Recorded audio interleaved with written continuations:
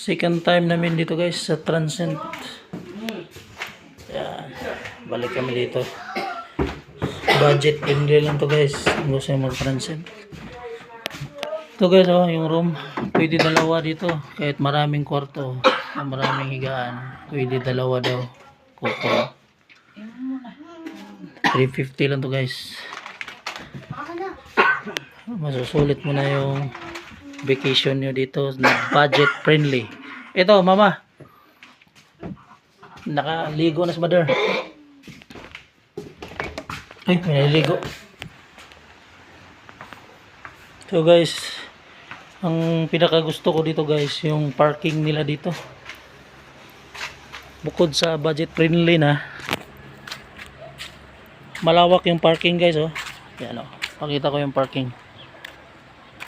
Yan, oh. Kaya siguro dito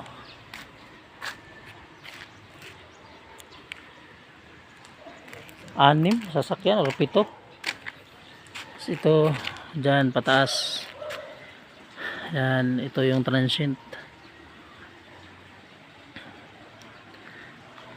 Kaya maganda guys. Kaya pangalawang balik na namin dito guys. Talagang worth it. Kaya nagustuhan ko dito magstay dito sa Baguio, itong Transient nila. Kasi bukod sa maganda, budget friendly guys. Murang mura lang. 350, 24 hours per head. Yung mga maraming kwarto doon guys, pwede pala yun. Pwede palang i-rent yun. Kahit dalawa lang kayo.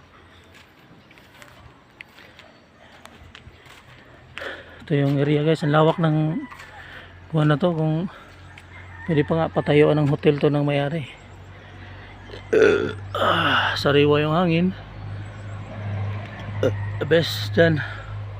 Ano yung daan. So dyan kami nag-rent dati. Yung pinakita ko dati sa vlog. Ngayon dito kami sa baba. So may mga available na room dyan. Malalaki, good for 25 packs. Pero pwede pag couple, dalawa lang kayo, pwede kayo dun. Yan. So ito, libre na, may mga lutuan, may mga gamit na rin. Ang gagawin na lang ninyo, dalhin na lang ninyo yung mga pagkain nyo, yung lulutuin. Kasi may mga utensils sila dyan, kompleto.